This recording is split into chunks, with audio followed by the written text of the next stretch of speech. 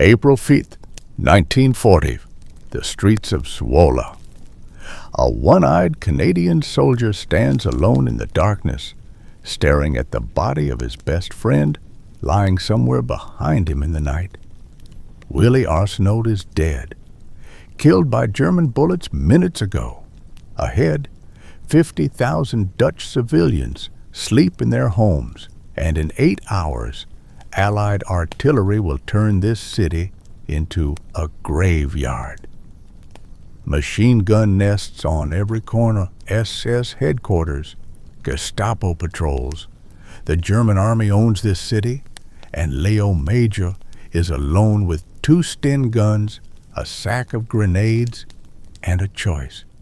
He can turn back, report what happened, let the big guns do their work in the morning, or he can do something so insane, so impossible, that 70 years later people still argue about whether it actually happened. What you're about to hear is the true story of the most decorated soldier you've never heard of. The one-eyed ghost who liberated a city by himself, captured 93 enemy soldiers alone, and then did it all over again in a second war. This is the story of Léo Major, and I promise you, every word of this is true. Let's go back to the beginning, because to understand what Léo did that night in Zwolle, you need to understand what drove him. January 23rd, 1921, New Bedford, Massachusetts.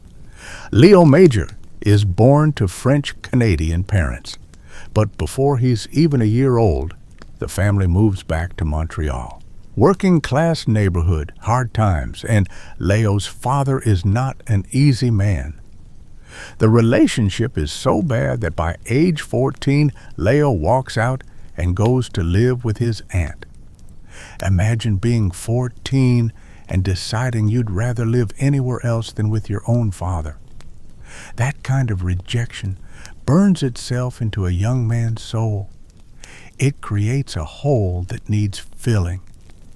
And for Léo Major, that hole had a name. Prove I'm worth something. Prove I am somebody to be proud of. So, in 1940, at 19 years old, Léo walks into a Canadian Army recruiting office and enlists. When they ask him why, he tells them straight, to show his father he's somebody worth being proud of. That answer tells you everything you need to know about Léo Major. He's not running toward glory, he's running away from being nobody. And that hunger, that burning need to prove himself, is going to push him to do things that seem superhuman. June 6th, 1944, D-Day, Juno Beach. While thousands of Allied soldiers are fighting and dying on the beaches of Normandy, Léo Major lands with the Régiment de la Chaudière as a scout and sniper. He's not just trying to survive, he's hunting. That very first day, Major spots a German half-track during reconnaissance. Most soldiers would call it in, wait for support. Not Major. He attacks it alone, kills everyone inside, and when he searches the vehicle, he finds German communication equipment and secret codes. Intelligence that will help the Allies decode enemy transmissions for weeks. Day 1 of the war, and Major's already a hero. But the war is just getting started with him. Days later, Major encounters an SS patrol. He kills 4 of them in the firefight, but one of the SS soldiers, dying, pulls the pin on a phosphorus grenade. The explosion is white-hot hell. Phosphorus burns at nearly 5,000 degrees Fahrenheit. It strikes Major in the face. When the smoke clears, his left eye is destroyed. Gone. The medical officers examine him, and the verdict is immediate. Major is going home. You can't fight with one eye. War's over for you, soldier. But Léo Major has other ideas. He refuses evacuation, refuses to go home, refuses to quit. He tells them, "I only need one eye to sight my weapon." The doctors think he's crazy, but Major is immovable. He stays. He keeps fighting as a scout and sniper. And according to Major himself, he now looks like a pirate. Some men would let this break them. Léo Major barely slows down. Autumn, the Battle of the Scheldt. Belgium and the Netherlands are still under Nazi occupation, and the Allies need to open the port of Antwerp to supply their advance into Germany. Major and his friend, Corporal Wilfred Arsenault, get an assignment. Find out what happened to a company of Canadian recruits who vanished trying to capture a town in Zeeland, southern Netherlands. Arsenault gets sick, so Major goes alone. He finds their abandoned equipment scattered across the countryside. They've been captured by the Germans. Major takes shelter from the cold rain in a house and spots 2 German soldiers walking along a dike outside. He captures the first one. Then he uses that prisoner as bait to lure and capture the second one. He brings both captives to their commanding officer, expecting to hand them over and move on. But when the German officer sees Major, sees the situation, he makes a calculation. He's surrounded, outmaneuvered. He surrenders. His entire company, roughly 100 men, lays down their weapons, but not everyone is happy about this. Nearby SS troops, watching their fellow Germans surrender to a single Canadian soldier, are enraged. They open fire on their own side. 7 German soldiers are killed by SS bullets. Several more are wounded. Major doesn't flinch. With bullets zipping past him, he starts marching his prisoners toward Canadian lines. He flags down a passing Canadian tank, orders it to fire on the SS position to cover his retreat. And when Major walks back into camp, he's got 93 German prisoners walking behind him in a column. 93, captured by one man with one eye. For this, Major is recommended for the Distinguished Conduct Medal, the second highest decoration for valor in the British Commonwealth, just one step below the Victoria Cross. It's a massive honor. The kind of medal that gets you promoted, gets you noticed, gets you respect. There's just one problem. Field Marshal Bernard Montgomery is scheduled to present it, and Major despises Montgomery, blames him for Operation Market Garden, the failed airborne assault at Arnhem that delayed the liberation of Holland and caused the deaths of 20,000 Dutch civilians during the brutal hunger winter of 1944-45. In Major's own words, Montgomery was a coward who made an awful mistake. So Major turns down the medal, refuses it. You don't refuse medals from famous generals, it's not done. But Léo Major doesn't care about rank or glory or playing the game. He cares about doing what's right. He cares about the civilians suffering under Nazi boots. And he's about to prove just how much. February 1940, Kepeln, Germany. Major is helping a military chaplain and a driver load corpses from a destroyed German Tiger II tank into a universal carrier. The chaplain and driver climb into the front. Major jumps into the back. The carrier rolls forward and strikes a landmine. The explosion is catastrophic. The chaplain and driver are killed instantly. Major is thrown through the air and slams down onto his back. When he wakes up, 2 medical officers are leaning over him. Major's first words, "Is the chaplain okay?" They don't answer. They just load him onto a truck and rush him to a field hospital 30 miles away, stopping every 15 minutes to inject morphine into his shattered body. The damage is horrific. 2 broken ankles, 4 broken ribs, his spine fractured in 3 places. The doctors tell him what he already knows. His war is over. Go home. Recover. You've done enough. But for the third time, Léo Major refuses to quit. He spends a month recovering with a Dutch family, technically AWOL. But nobody ever disciplines him because everybody knows who Léo Major is. By March 1940, still in pain, still half blind, still hobbling on broken bones that haven't fully healed, Major rejoins the Régiment de la Chaudière's scout and sniper platoon. It's April. The war in Europe is almost over, and Léo Major is about to do something that will make everything he's done so far look like a warm-up. Early April 1940, the Régiment de la Chaudière is advancing toward Zwolle, a city in the eastern Netherlands. Intelligence says the Germans are dug in hard. The Allied plan is simple and brutal. Artillery bombardment at dawn, then the infantry moves in to clear out whatever's left. But artillery bombardment of a city means one thing: dead civilians. Zwolle is home to 50,000 Dutch men, women, and children who've already lived through 5 years of Nazi occupation. Now they're about to get crushed by Allied shells. In the final weeks of the war, the commanding officer asks for 2 volunteers to scout the city before the bombardment begins. Make contact with the Dutch resistance if possible. Get intelligence on German positions. Report back before dawn. Léo Major and Willy Arsenault step forward, but they're not just planning to scout. They have a bigger idea. If they can drive the Germans out themselves before morning, the artillery barrage can be called off. The city will be spared, 50,000 lives saved.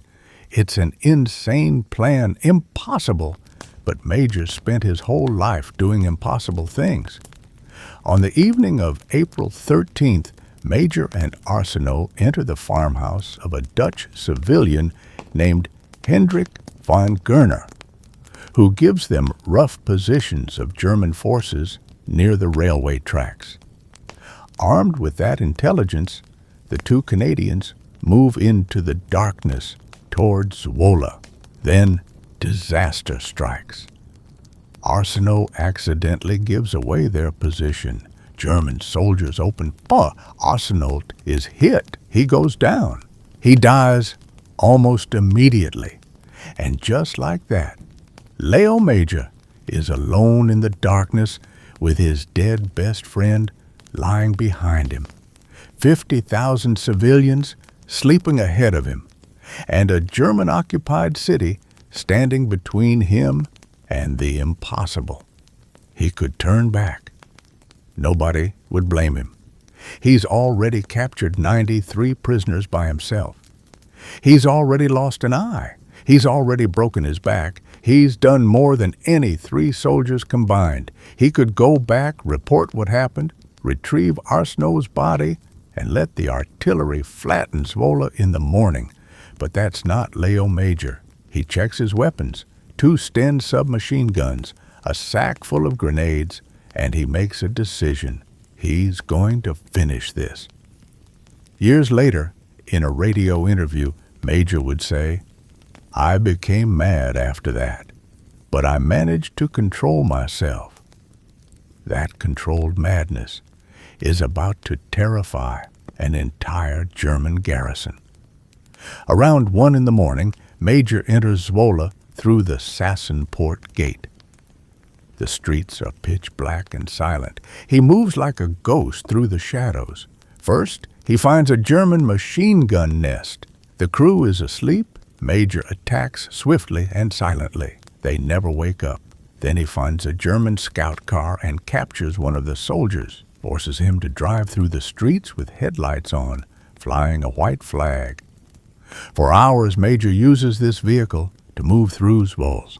Every time he spots German soldiers, he opens fire, tosses grenades into buildings where he hears voices, creates chaos, makes noise.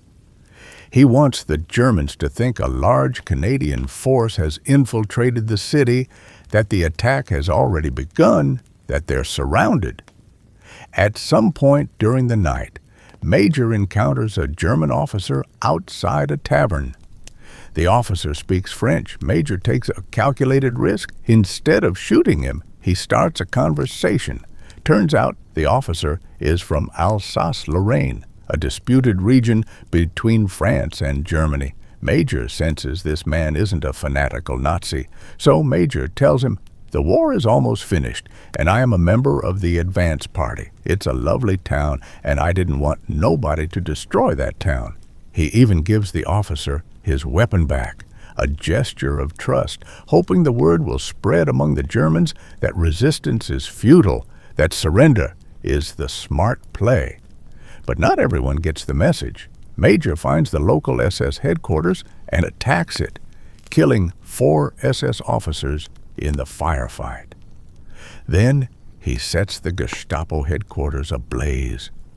Flames roar into the night sky, visible for miles, sending a message to every German soldier in Zwolle. The Allies are here, and they're burning Nazi buildings to the ground. By 4 in the morning, Major links up with Fritz Kuipers, the head of the local Dutch resistance, and 3 of his fighters. Together, they move through the city. The Germans, panicked and disorganized by the hours of chaos Major created, are fleeing, abandoning their positions, running for their lives. Major and the resistance fighters go to the town hall and bring citizens out into the streets. The local radio station announces that Zwolle has been liberated. But Major's not done. He still has to bring back Arsenault. Exhausted, drenched in sweat, his weapons nearly empty, Major and the resistance arrange for a car to transport his friend's body back to Canadian lines. As they approach, Canadian sentries spot the vehicle and open fire, thinking it's a German attack. Major, furious, climbs onto the roof of the car and stands fully exposed so they can see him in the moonlight. That's how Léo Major returns from liberating a city. Standing on top of a car, bringing back his best friend. At 9 a.m. on April 14, 1940, the Régiment de la Chaudière enters Zwolle without firing a single shot. No artillery barrage, no civilian casualties.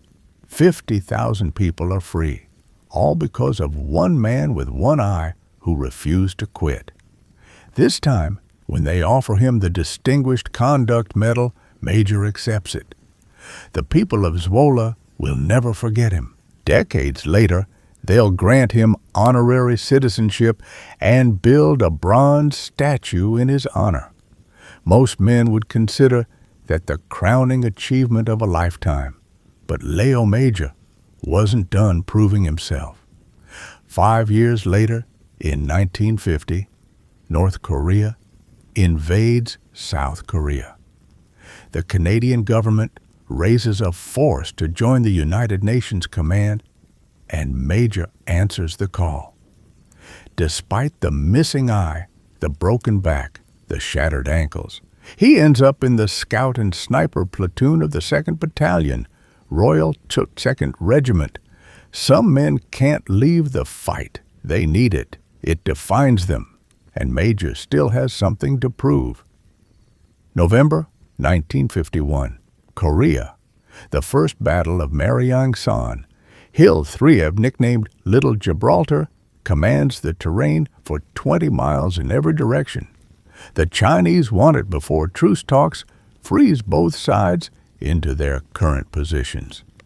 On November 22nd, the Chinese 64th Army, 40,000 men strong, launches a massive assault. Over 2 days of brutal combat, they push the U.S. 3rd Infantry Division off Hill 3. The Americans try to retake it. They fail. The Chinese then move to nearby Hill 2D7. practically surrounding the Canadians. To relieve the pressure, an elite scout and sniper team is brought forward. Leading that team is Corporal Léo Major, now 30 years old, with 18 men under his command. They wear running shoes to silence their movements. Armed with Sten guns and grenades, they creep up Hill 227 from the Chinese side, passing through enemy lines in complete silence. At Major's signal, his team opens fire from inside the Chinese position. Chaos erupts. The Chinese can't understand how bullets are coming from their own side instead of from the Canadians below. By 12:45 a.m., Major's team has retaken Hill 2, but 1 hour later, the Chinese launch a counterattack. 14,000 men, 2 full divisions against 18 Canadians. Major is ordered to retreat. He refuses. He finds what little cover exists and prepares his men to hold the line. For the next 3 days, waves of Chinese soldiers attack Hill 2. The fighting is so close, so desperate, that Canadian mortar bombs are falling practically on Major's own position. Captain Charlie Forbes, commanding the mortar platoon, later writes that Major keeps asking him to bring the barrage closer, until Forbes can hear his own bombs exploding while Major speaks to him on the radio. Against 14,000 enemy soldiers, Léo Major and 18 men hold Hill 227 for 3 days, until the U.S. 3rd Infantry Division can finally relieve them. For this, Major is awarded a bar to his Distinguished Conduct Medal, meaning he's received the DCM twice in 2 separate wars. He becomes one of only 3 soldiers in the entire British Commonwealth to accomplish this. He remains the only Canadian ever to do so. 2 wars, 2 impossible missions, 2 medals for extraordinary valor, and Léo Major is still just a corporal, never promoted higher, never cared about rank, just cared about the mission. After Korea, Major finally comes home for good. He marries Pauline de Croiselle. They build a life together in Montreal. 4 children, 5 grandchildren. Major goes back to work as a pipe fitter. He lives quietly, rarely talking about the war. He's not interested in fame. He did what needed doing, and that's enough. But the world doesn't forget him. In 2005, on the 60th anniversary of Zwolle's liberation, he returns to the Netherlands. The city grants him honorary citizenship. Thousands of people line the streets to thank the one-eyed Canadian who saved them 60 years earlier. For a man who spent his whole life trying to prove to his father that he was worth something, the gratitude of an entire city must have felt like finally coming home. October 12th, 2008. Léo Major dies peacefully at home in Candiac, Quebec, at age 87. He's buried at the Last Post Fund National Field of Honor, survived by his wife of 57 years, his 4 children, and 5 grandchildren. In 20, Canada Post issues a commemorative stamp calling him the One-Eyed Ghost. Documentaries are made, articles written, and yet ask most people who Léo Major was, and they'll stare at you blankly. How is that possible? How does a man liberate a city by himself and capture 93 prisoners alone and hold a hill against 14,000 enemy soldiers and somehow remain unknown? Maybe it's because Major was Canadian, and Canadian heroes don't get the same press as American ones. Maybe it's because he was just a corporal who refused promotion and turned down medals. Maybe it's because he lived quietly after the war and didn't seek attention. But I think the real reason is simpler. Léo Major's story sounds impossible. It sounds like a movie, like fiction. And when something sounds too incredible to be true, people assume it isn't. But every word of this is documented, verified, real. So why does this story matter? Why should we care about a soldier who died in 2008, who fought in wars that ended 70 years ago? Because Léo Major represents something we desperately need to remember. He represents the idea that ordinary people can do extraordinary things when they refuse to quit. He wasn't a superhero. He was a working-class kid from Montreal with a terrible relationship with his father and a burning need to prove he was worth something. He lost an eye and kept fighting. He broke his back and kept fighting. He lost his best friend and kept fighting. He was never promoted. He turned down medals from famous generals. He didn't care about glory or recognition. He just cared about doing what was right, saving lives, protecting civilians, finishing the mission.